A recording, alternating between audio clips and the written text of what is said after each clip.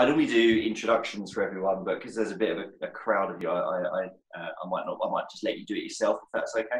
I'll hand over to you. I think that's just lazy. I think if you're going to keep the quality of the show up, you need to do it yourself. Well, you know, at certain stages, you feel like you've hit the big time, you can kick back and relax a little bit and let the guests do the work. No, right? You're not there yet. You're not there yet, mate. Maybe episode 50. Yeah. Go on then, Dave. You introduce yourself. Yeah, let's do that now. I think we should introduce each other, shouldn't we?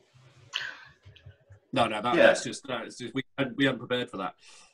Okay, I'm Dave. I'm a private practitioner in Kidderminster in Worcestershire, and that's about it really. When did I get involved with Forgotten Feet? Debbie, was it 2015 I got involved with Forgotten Feet?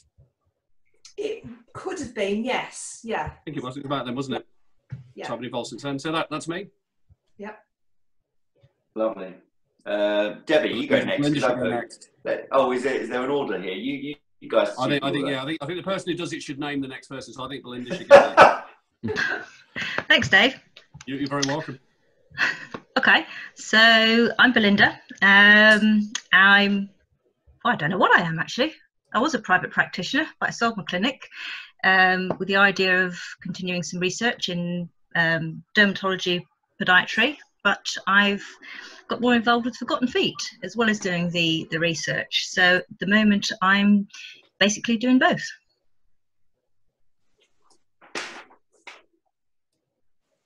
That's me. And I think Lydia should go next. Should I? But I'm boring. No, come on. She is. That's very true. But go and do it anyway.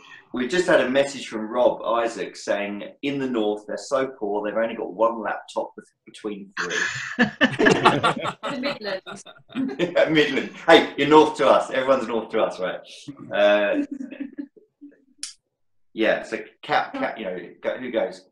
I'm Lydia. I've been involved with Forgotten Feet since 2015. Yeah, 2015. And that's about it. You're a student? I am a student. And evidently very nervous about being on PodChatLive. I don't like it. Lydia, you were just on Twitter recently, weren't you? Didn't you have a little piece which was shared on Twitter? Is that gone on live? Is that gone on Twitter? Yeah, it was shared by one of the tutors from Matthew Bolton. Ooh, that's not embarrassing at all. Okay, so that's a cue for me now, isn't it? Really, the Matthew Bolton. Oh, look at that! That was good. Very smooth. Okay, so I'm Sarah Dainter. I'm one of the quite new lecturers at Matthew Bolton. I teach Lydia. I met Debbie a couple of years ago through needing some equipment, and I've got some spare for Forgotten Feet, and I've fallen into doing some clinics with her. And I'm trying to encourage the students to get involved and share some awareness of the project. That's me. And I guess last but not least is Debbie, isn't it? Yeah. Who? Because this is your. Am I right in saying, from what I've read and heard, this is your Forgotten Feet is your baby, so to speak, your brainchild? Is that a fair comment? Yes. So talk us through not just who you are, but how this all started. You know, where it all came from. Okay, so I'm Debbie Monk, private practitioner, and it all started really. I used to drive past one of the local centres in Worcester, and I just thought, to begin with, I thought, wow, that looks, you know, quite an intriguing place. And then I just thought, what do people do? You know, people with wet shoes drive past in the winter in the snow, and people are hobbling around. And I just thought, there's no need this day and age for people to actually be suffering. So I thought the very least we can do is alleviate pain in this community. So I just put myself forward, and it started from there in Worcester. And to begin with, it was very slow. We had very few takers, but as the works have gathered a bit more credence, more people put themselves forward, and now we have waiting lists when we get in, and to the point where they've actually asked me to put on extra sessions. So, and it spread from there. Then I took it to Stratford, and then where did it go from Stratford? Redditch. Yeah, it sort of just started springing up, and last year it rapidly just exploded, beyond my wildest dreams. And initially I did think, you know, I had this vision of, wouldn't it be great if everywhere in the UK homeless people could access some sort of foot health and get footwear or trainers that actually fitted and didn't have to walk around with holes in their shoes. And so it's got really big quite suddenly, and lots and lots of people are involved. Lots of people want to be involved, and I'm, you know, just extremely grateful to everybody that is. And Forgotten Feet is the volunteers. We are Forgotten Feet. It's everybody that takes part. Yeah, it's awesome. So it started from you just volunteering in Worcester, in a homeless place in Worcester, and now I believe there's over 50 how many locations are there now? 50, 52? 54, according to the list. I think we've got about 54 on our list at the moment. So 54 locations across the UK where there, and obviously you're not doing all of them, but where there are versions of you who are giving their time for free to make sure that there's healthcare accessible to all. Which is, and what period of time did that happen over, from Worcester to 54? How long has this been going? Well, I started in 2013, so really it's taken 5 years to really get off the ground. And it's, you know, we've got sort of clinics that are coming up in Northern Ireland. There's a couple coming up in Glasgow and Wales. So it literally is across the UK. It is everywhere. And you know, every day we get messages, and more people want to set up a clinic, or lots of people are doing raffles and fundraising events, which is absolutely brilliant. We've had loads of donations of sort of equipment and useful stuff, really. So my horse trailer is full of donated equipment. So we're looking to buy a shed, is what we need to do, so that we can store it all safely. A waterproof shed. A waterproof shed. I do. And you guys that we've got on, the five of you, are, I don't know what the correct term for you is. You're the board, the committee. Trustees. Trustees. Okay. Yeah. So what sort of roles do each one of you play? And are we missing anyone? Have we got everyone here? Is there anyone we need to mention? Yeah, we're now down to 5. Okay, so there's 5 of us. So Jonathan was our treasurer, but Lydia is taking over as treasurer. Dave is our secretary. Obviously, I'm chair, founder, and then Belle and Sarah are trustees. And together we just do a bit of everything. All of us do everything. So. And completely voluntary. Totally. Completely voluntary. Yep. Really absolutely. Amazing. Absolutely amazing. So you guys have now, I think I saw a video of yours from one of the conferences you're at, and you attained charity. You hit a certain benchmark and you attained charity status. Just tell me, I don't mind who. Dave, you look lonely. You can talk about this one. I think it was your video that I was watching. One of the many of your videos.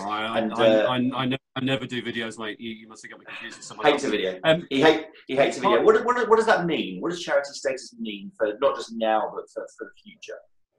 Charity status really gives us a better platform to push Forgotten Feet even further. We needed a certain amount of capital in the bank in order to do that. And part of the process of having a board and having trustees and having a set structure meant that we could work towards charity commission status. And the £5,000 mark was that point we had to get to in order to put the application in. We got that while we were at Kettering. And actually this is going to sound wrong, but we were in a hotel room and we were going through copious amounts of stock which had been donated to us. And it was actually Adam Cunsell. I'll give a shout out to Adam Cunsell. I know he's probably watching this tonight. Adam then bought a book. Smashing guy, Adam. Yeah. This is Adam's fan club. But Adam actually bought a book to take the total from something like 4,995 to over the £5,000 mark at that point, just so we could get charity status. So it's a really, really big thing, and it just means we've got a better platform, a more kind of formal process, a more formal base to push this even further. Absolutely. Once we get that charitable status, it's going to open more doors for more funding. So, and we did attain over £1,000 at Kettering. So a lot of the conferences have really been key in helping us to raise awareness for what we do as Forgotten Feet. And we've had volunteers coming forward at the conferences, which is also obviously what it's all about, to increase the amount of clinics we have around. I know I saw you guys. I think it was in Ireland at the Irish All Ireland Conference, and I know that I saw the video of you at Kettering. I think you've been at one more since. Is that going to be a feature from this point forward? Could we hope to see you? Could all of our profession hope to see you guys have a presence at every conference? Is that one of the plans for the the future? Yeah, definitely. Yeah. It is the plan. Yeah. The conferences are welcoming and on board with this. They're supportive. Well, apparently it's the plan now, it would seem. I'm glad we found out. I mean, it makes sense, really. The feedback, the support we've had from the whole foot health community has been absolutely amazing, and it's really nice to have that visibility at those places. It's also a point for people to come along and drop stuff off for us to collect. So. And all of the conference organisers have been amazingly generous with their space and their time, allowing us to be there. So yeah, it's something which we will continue to do as long as volunteers we can manage to get to. Yeah. Big shout out to all the tradespeople as well. They're very supportive and donate stuff for our raffles and CPD places. So the whole industry is really helping to raise awareness for Forgotten Feet. It's great. We're pulling together. Actually, Ian, quick question for you. Are you going to set up your own Forgotten Feet down at Canary Wharf? Because it's been a while since I've seen you with a scalpel and some nippers. Yeah, I know. I think it would be a brave person that let me anywhere near their feet with a scalpel and nippers. My children don't. They beg their mum to do it over me. So yeah, I'm not sure how many homeless people we have in Canary Wharf. Well, actually, I have. There's 0 homeless people in Canary Wharf, but that's not true of London, of course. There are places in London, aren't there? There is Forgotten Feet in London. I think I saw on the map. Is that right? Is it? Yeah, there isn't anywhere up and running at the moment, but we're planning to go down on the 10th of August. Lydia and myself, and we're going to do a couple of the more desperate homeless centres because we just haven't been able to get volunteers, so we're going to go down and do it. And hopefully generate some interest, and maybe somebody will see what we're doing and come forward. Yeah, we've got some potential volunteers that might come along, so we'll see. And there's lots of organisations which do things at Christmas anyway. So there's the Crisis at Christmas team, there's stuff in Birmingham as well. But I think it's nice to have something which runs all year round. And I know the stuff those guys do is absolutely amazing. To be able to tap into that and support that as well would be brilliant too. Yeah, something all year round. Yeah. And the plan here is well, what is the plan? Is it like you said at the start? It's access for care for everyone all year round when they need it. I mean, is there a ceiling? Is there a number you're looking for of centres? What is the longer term goal now that you've got charity status? This is where we all look at Debbie. Yeah, it would be really great if we could have a Forgotten Feet clinic in every town across the UK, so that there is something for everybody. We not only treat homeless, but socially isolated and sort of marginalised, vulnerable people. And when you say homeless, you get rough sleepers, you get sofa surfers, you get people that have just gone into accommodation.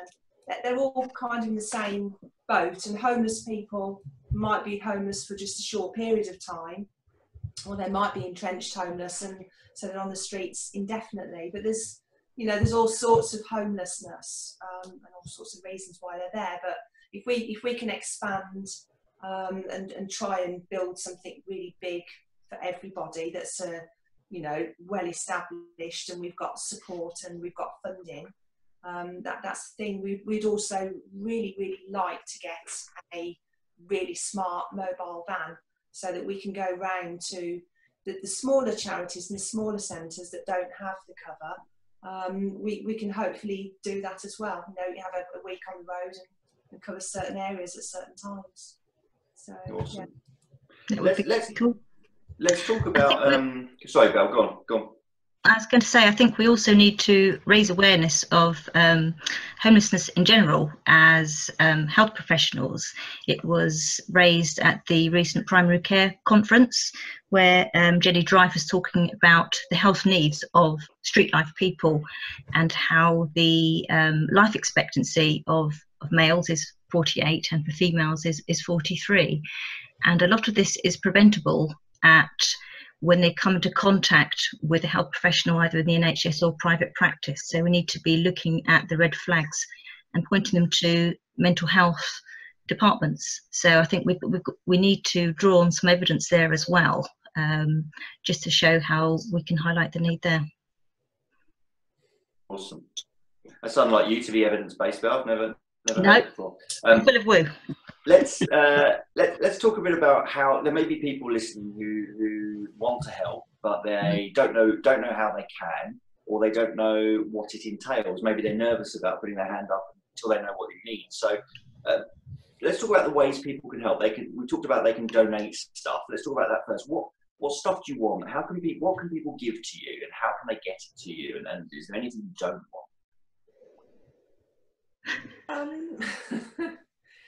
Any consumables, anything. One of the biggest things that we're actually looking for at the moment is possibly footstools. When we're treating, because quite a lot of the time we've got feet on our lap, and some of us have issues with our backs, but we might do with what we can. But anybody with any unwanted footstools, that'd be really beneficial for us. Yep. Any consumables, and particularly socks and supportive shoes. Trainers in particular, all of our clinics are always asking for that, aren't they? Yeah. I think the stuff which we use as from a podiatry and foot care basis is all good, but actually the homeless places actually need other clothing all year round. And certainly when it comes to winter, blankets and coats are always useful too. So I don't want people to think that they're just limited to stuff which is to do with foot health. So anything which can help that population is always good. And these shoes and socks, they have to be new or nearly new, or are they taking them in any condition? We're looking for ASICs in particular. No more than 150 miles in on-road marathons. No, do you know, it's really interesting with the running shoes. We get quite a few donations of the running shoes, and we're not particularly fussed what style they are, whether they're anti-pronatory or cushioning. But because most runners will get rid of them at say 600 miles anyway, but there's still plenty of life in them. And I think, Debbie, we did at Worcester one of the mornings we were there. We actually dished out a pair of ASICs to one of the guys we'd treated, and he had an amazing look on his face that he'd got this marathon ready pair of running shoes to go out with. So anything which has been worn, which is in good condition, is absolutely fine. Yeah. So there's just no excuse to throw a pair of shoes away anymore. It's absolutely. Get it to you guys. And how do we get them to you guys? What's the easiest? What are the options? Conferences, we have collection points wherever we can, because we're quite spread out. We're sort of all over the place, so we try to offer to pick stuff up when we can. So collection points are usually at conferences, aren't they? Yeah. And courses. Any courses we're on too. So, for example, I'm down in London at the moment. So, if there's anything which people need me to take back, I can pick them up from the course as long as I've got transport in the car. So it's just checking in with us on the Forgotten Facebook pages and just messaging us to see whereabouts we are. Yeah, you're in London right now, Dave. Yeah, and you didn't call me and ask for a coffee. Yeah, okay, cool. Okay. Can we not do this live online now? Okay, we'll do that afterwards. It's not about this. This isn't about me. I get that. So we turn up to conferences. You know, we come to Bournemouth in November. We need to bring an old pair of running shoes. It's that simple. It's that easy. Find you guys. Look for the blue t-shirts. Look for the stall. Have some shoes. Have some socks. Yeah, I over-ordered on my last order from Algios. Take all this. Yep. Just that. Is it that simple? It's that simple. Or contact us. I'm in the south, so generally anywhere south of London, I will come and collect donations as well. So I'm out and about to collect any unwanted clinic goods or footwear, and I will redistribute it across our clinics in the south. Perfect. And also, oh, we've lost it. Oh, here we go. Oh, there we go. Hey, Craig's on tech. Well, we've got 2 Forgotten Feet Facebook pages now. I was going to say I've seen a more recent one than that with your logo. Group. This is the group. Yeah, this is the group one. I think what we'll do after the episode is we'll attach a link to your page, your new page in the comments, and then people can follow, and then they can keep up to date with you and where you are and where you're going to be. That's probably one of the. I mean, the groups and pages have been really, really useful for raising awareness, and certainly something I know, Debbie, we talked about, which we're very conscious of gathering and sharing. There are a lot of the stories that we get from the people we treat, because it's a really powerful thing to be able to gather the good stuff that we do for those people. So we use those, sorry, a bit messages through. So we actually use those stories and we put them onto the Forgotten Feet groups and pages. I think that's a new one, isn't it, Craig? The one she's come up with. That's the new one. Yeah. Yeah. We share the link to the that, website. Craig. Yep. And the website. Look at that. There's Deb on that one. Look at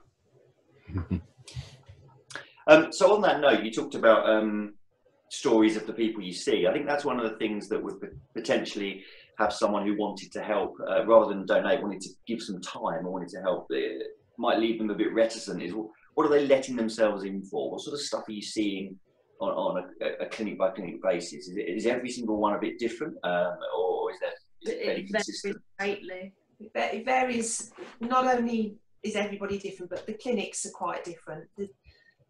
Different clinics have different sorts of people, different facilities. Some you see more men than women, others you might see more women than men. Some of them are sort of neglected and quite dirty. Others are quite, other clinics, people come in there and their feet are quite clean, they're quite health conscious. So it varies tremendously, but we see a massive range of stuff. Which is brilliant because it really stretches us as clinicians, and you've really got to think on your feet. And it's about assessing it. We sort of take a more holistic approach because you've got a person sat there, that they don't have access to foot health other than yourselves. So you've got to think, well, what's the best thing for this person at this moment? And we see some pretty bad stuff.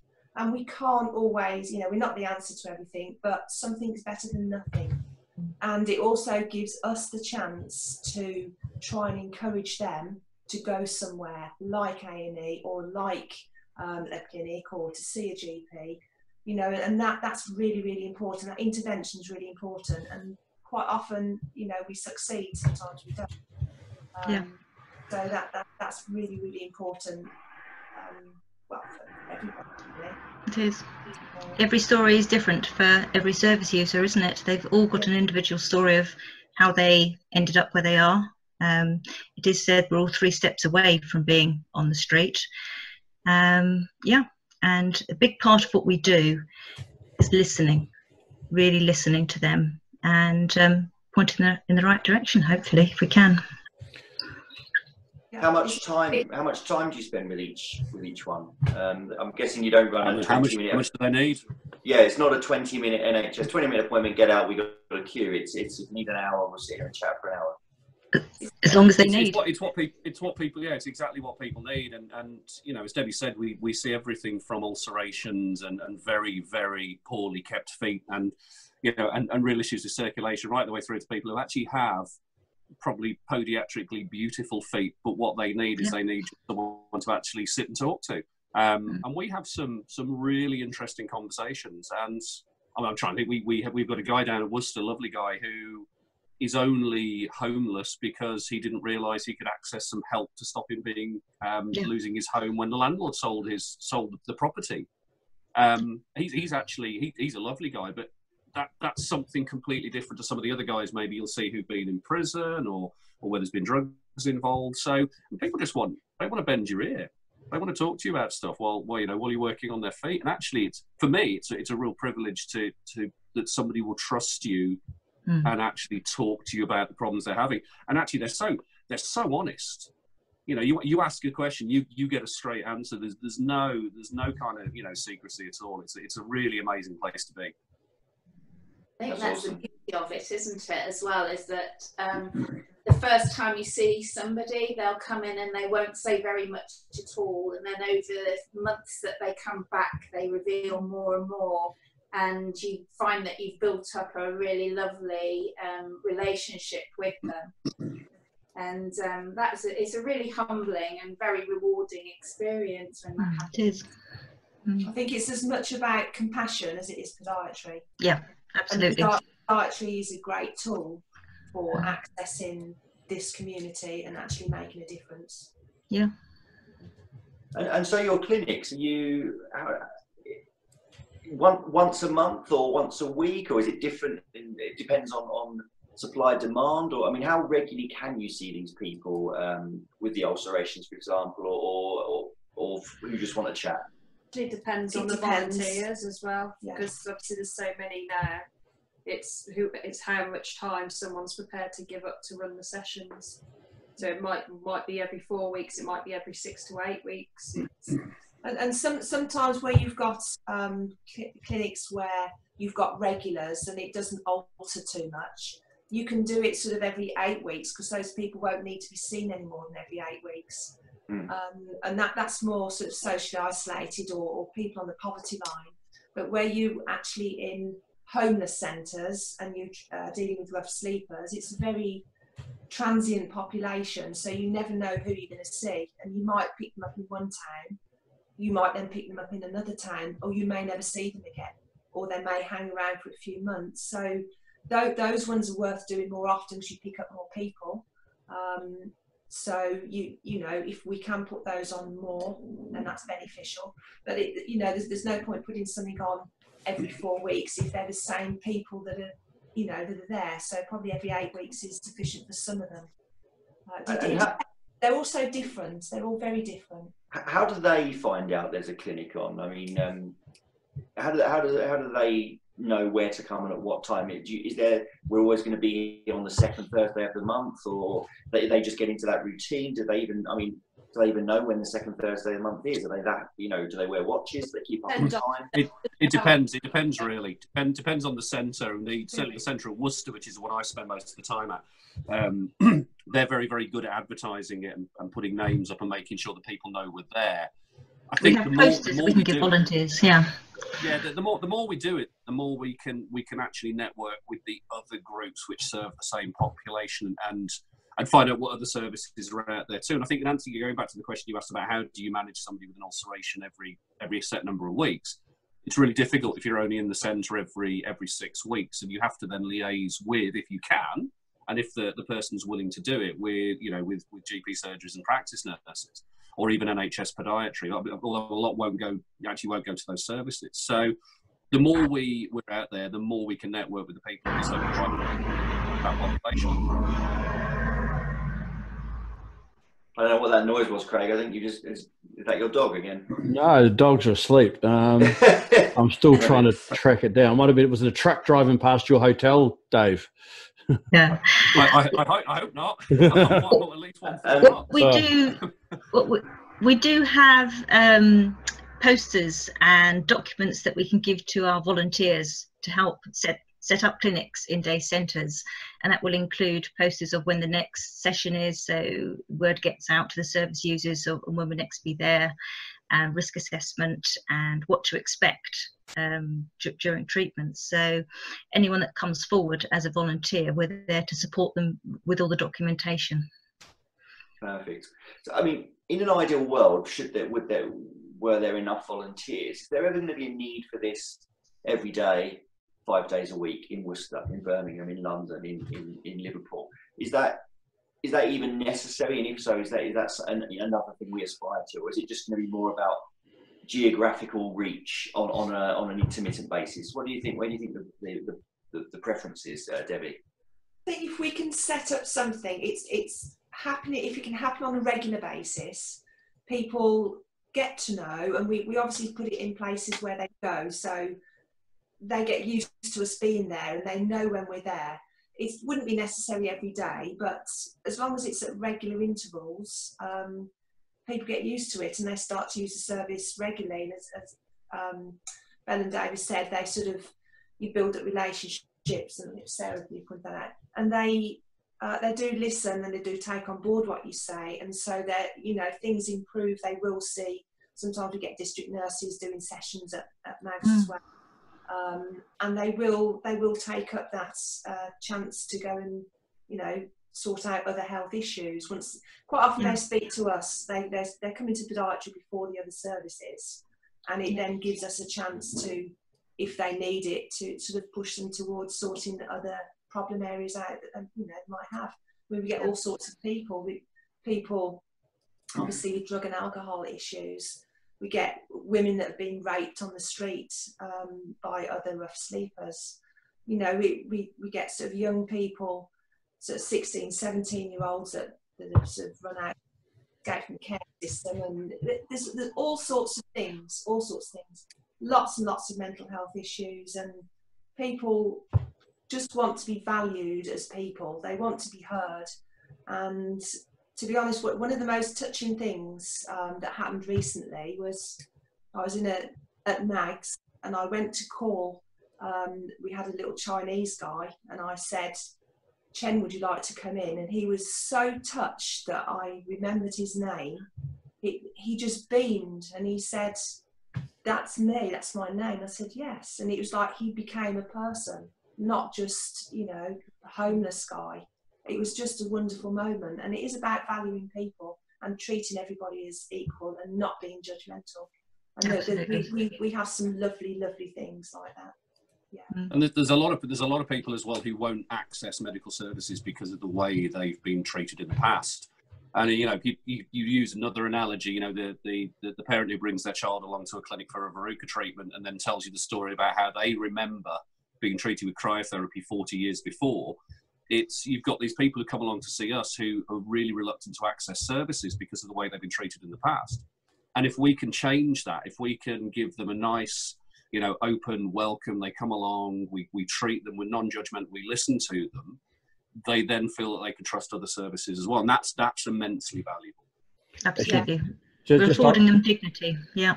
Sorry, just on that, Dave, we did have a question earlier on. I didn't mention it then, but it was about, what about other health professions? Yeah, are they doing the same sort of thing? Getting out on the street? Dentists, physios? They are. Yeah. They absolutely are. With our Oxford team, we have a team of podiatrists, foot care assistants, occupational therapists, and a district nurse who are all working together on a rota to go in regularly every 4 weeks to address the health needs. And we're putting them in touch with each other as well. That's the nice thing that Forgotten Feet have achieved. And that's really what we want to achieve nationwide, to get these teams of health professionals together working to address all of their health needs.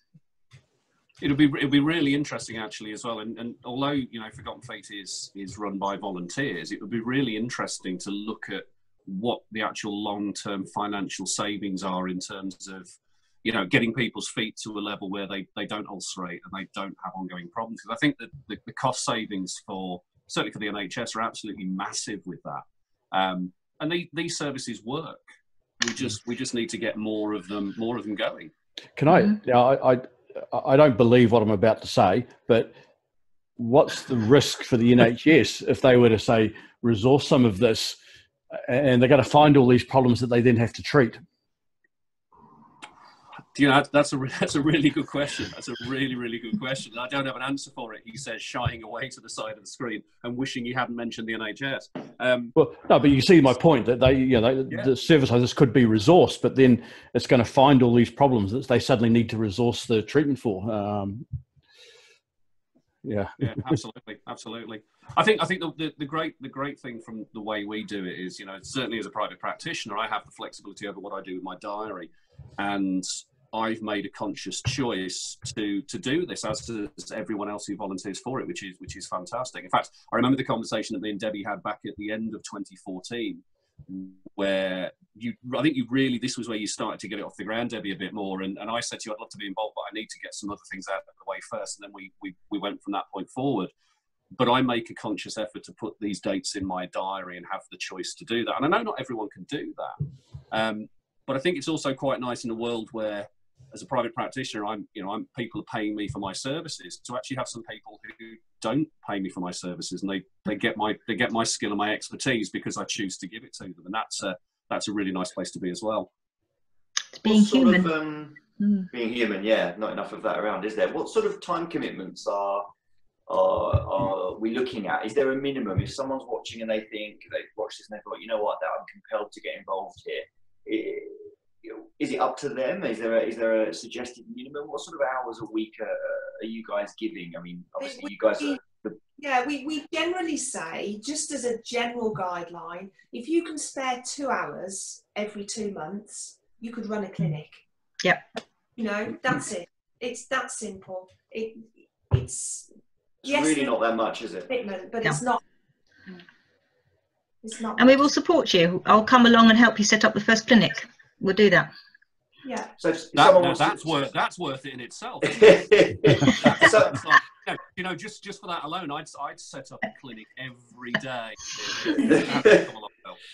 So for someone to get involved, is there any option now to contact you, say this is where I'm based, I want to set up a clinic, or if they're nervous about that, can they volunteer at a clinic that already exists? What are their options? Do you know, someone could go out there and set up a clinic on their own if they wanted. They could contact a local centre and do it themselves. I think the beauty of Forgotten Feet is that we're already established and we've already got those networks on the go. But, you know, the first port of call is always us. Give us a shout, see what we've got in that area. And if there's nothing in that area, we'll help you set things up. Even down to, you know, we have donations of instruments, which we can then get out to you. So you've got instruments separate to your own sort of private practice stuff to use, or if you work for the NHS and you've got some time to donate, you then can use those instruments. You don't have to go out and buy any of your own. So we've got the resources there, and I think that's a really valuable thing, is that the support, the resources, and the experience is there as well. Yep. Perfect. There's a lovely comment I just saw, Craig, and I've lost it. It's already... Thanks, Craig. Nice photo. I just thought I'd show this photo of Dave at work. Yeah, kids, this is not a posture which you should ever adopt. Is that, I presume that's you, Belinda, is it? Or, no, Sarah. Sarah, okay. Hey, Lydia. Oh. Dad Graham. Lovely photo. Yeah, he's a lovely man. Lovely man. Hey. There we go. Yeah, that's an example of what we see. Yeah. I can recall seeing that. Terrifies me, by the way. That foot absolutely terrifies me, by the way. Yeah, but I can recall seeing many case reports in literature of trenched foot and stuff like that in homeless people. You know, it's just something from has been seen since World War II, but yeah, you see a lot of research on it. Yeah. I saw in a photo back there. I think there was two of you side by side. And looking at that foot that horrifies me, and I'm thinking about maybe other students that want to get involved in feet that horrify them. You're not working in isolation, is that fair? Or you could be, or is it a two-chair? Are you always with someone for that kind of support? It varies on the location. Yeah, there is. Yeah. Yeah, we what are the options? Work as pairs. It works well. There's quite a bit of good banter between, you know, the homeless guys, and they don't mind sharing a room, or, you know, that we can work in the same space. It's good. It's got a nice feel to it. I don't think anybody has ever objected to being treated, you know, side by side with somebody else. In fact, in Redditch, I think we've had 3 of us, haven't we? Yeah. We've had 3 of us in a line treating. Sometimes we have to do it because otherwise we wouldn't be able to fit everybody in. Last weekend there were actually 4 of us. Yeah, there were 4 of us. With a spare person handing out the shoes and socks. It was quite a close space. Sure, it's always good to work in pairs for safety, you know. Okay. Yeah. I think the comment you might have been referring to is the one by Damian Murray, in which he said, it was absolutely. Yeah. And this is what he said: I really believe that if anything is going to promote podiatry to the public, then Forgotten Feet is. It's a lovely comment, that. I think. Yeah. Yeah, thanks, Thank Damian. On that Craig. note, Oh, on that note, so one of the things that bless you. we're trying to do at university as well is we're trying Oh, to bless you. get involved and start them off volunteering, donating, fundraising, and having an awareness that when they graduate, they can actually put something into society apart from their professional services. They're actually doing something that makes them feel good as well. So, Yeah, I think it's lovely. I think it's a lovely idea. It is. There's a lot of student interest. We've got a student coming down from Huddersfield on the 14th of August just to be at MAGS to see what it's like, and he's so keen, he's so interested. And this is a general, we find with students, they're really keen to get involved. Oh, That's really brilliant. That's brilliant. And if you can't get involved from a volunteer point of view, there's many ways that you can help with fundraising events. You can be sponsored to jump out of aeroplanes, Lydia, with or without a parachute.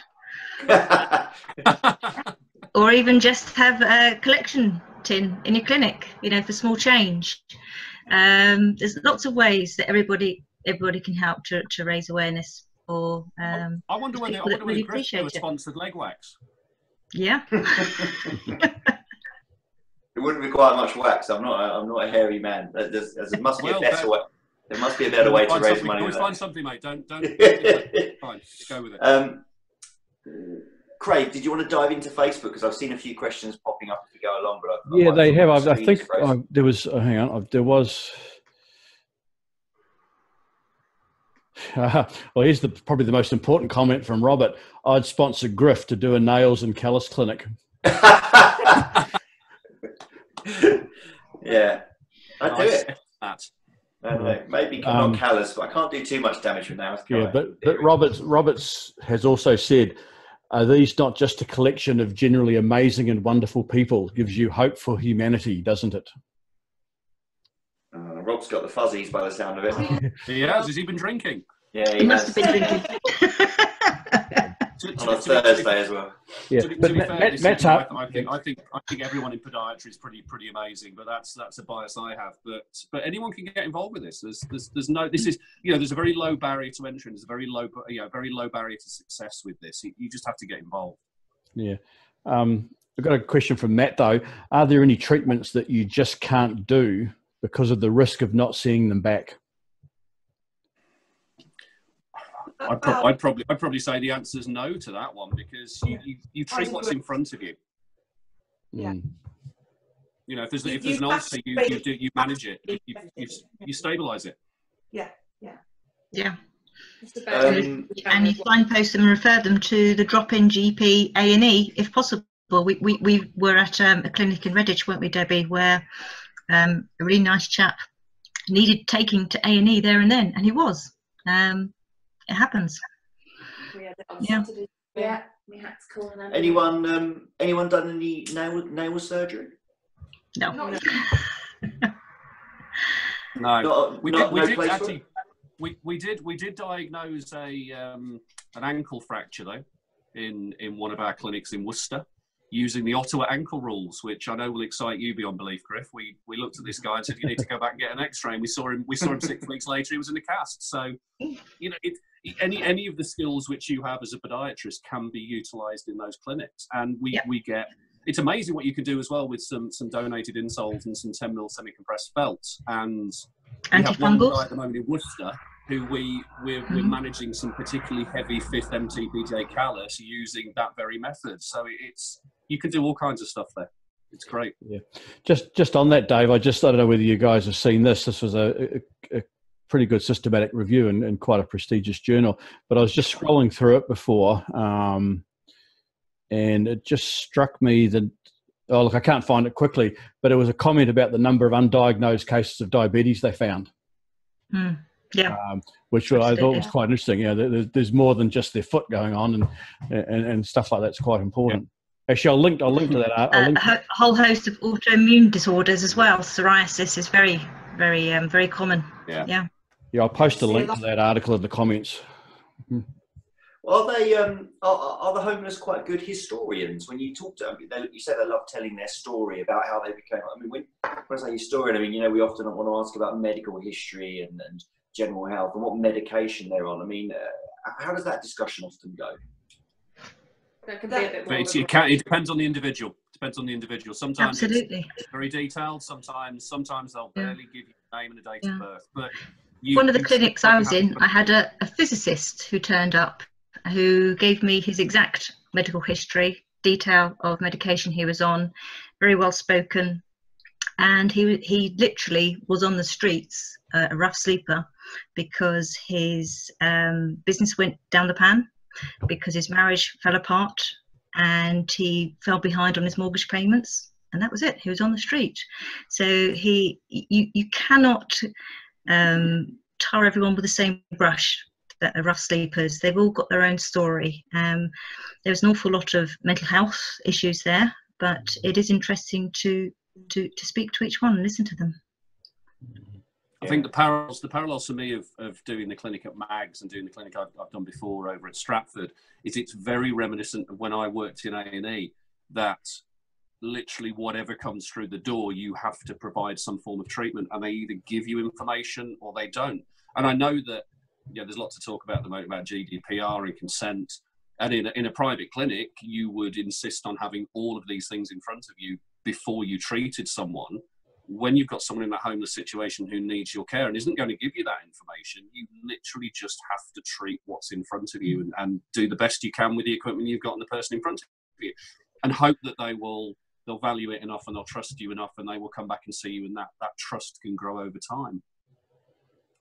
Yeah, and so some of those people, Dave, some of the worst people are the slowest to come forward, and they're often the slowest to come forward because they don't like authority, so they're shy away from clinic settings, but they do filter in once word gets out. So the last thing we want to do is interrogate them, and they don't want that, they won't respond to that. So we just we encourage them to talk about themselves. We don't pry, but just show an interest, and some information comes out. But with regards to medical history, they're not always honest, so we have to treat everybody as high risk. Yep, absolutely.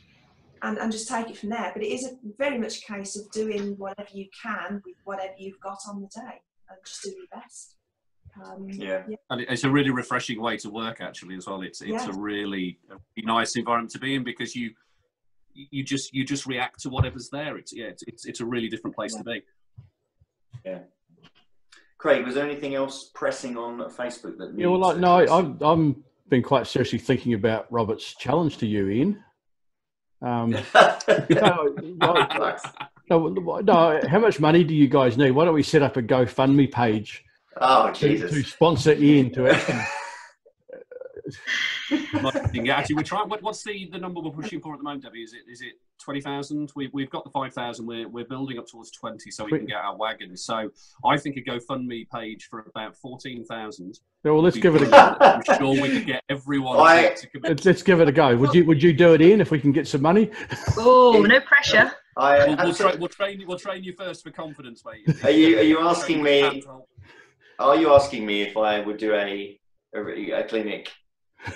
Routine clinic if you raised £14,000, is that the question? Well, maybe not quite that much. Yeah, I was going to say, because I'm not going to say no to that. Of course I would do that, of course. No, I'm serious, Ian. I think let me get on. I can sense you're serious. Yeah, I picked up. Get on to Robert. If we set up a GoFundMe page, let's see how much money we can raise that would get you to go and do one of these clinics. I'll do it. Yep. Great. The pointy end is the bit which goes towards the patient, just to get started in case you're not sure. And the sharp end of the scalpel is the bit you use on the patient too. I'll get one of the students there to show me. I'm sure I'll be fine. Is there, before we wrap up, because we're at about 53 minutes, and Craig you've seen these before. Craig gets twitchy around at this time. He doesn't like these things to go more than an hour. Is there anything, have we covered it? People may be watching that this is their first experience or exposure to Forgotten Feet in depth. Is there anything we haven't talked about that you'd want to quickly talk about? Is there anything else you want to say that you don't think we've covered that just really gives people the sense of what this is all about? Debbie, I'll look at you. You're the big boss. Go, Debbie, go. We're very, we're very privileged, and we have the gift of giving, and to be able to give something is really a gift. And and if you can make somebody feel better about themselves, or just alter their way of thinking, and they become a bit more positive. Most people leave, they've got a smile on their face, especially when they're Craig's just laughed at that, or was he laughing? No. I've just laughed at something else. Robert's come back with a better offer. He wants to sponsor Ian to do a homeopathy course. No. I'm sorry. I draw the line there. Chiropody, fine, but I'm not looking for his donations of tea treatment. I don't want any tea treatment. Jesus. I don't know how I do these things. Dave, Belle, Debbie, Sarah, Lydia. It's been a privilege, really, because I've seen what you guys are about, or at least I thought I did, but I've definitely learned stuff about you tonight that I didn't know, and hopefully other people watching have. Hopefully, you guys have already got an incredible amount of momentum behind you anyway. You certainly didn't need us to help toward that, but hopefully we can. Hopefully the audience can sort of get involved in some way, shape, or form. Craig, did you put up the links of the Facebook page? Yeah, I put the Facebook page, the Facebook group, the website. So all the contact information's there. So great. So that's good. Yeah. So I mean, thanks so much for your time. We really appreciate it. Thank you. Okay. Thanks very much, guys. It's been a quick, good Thank you. hour. Thank you.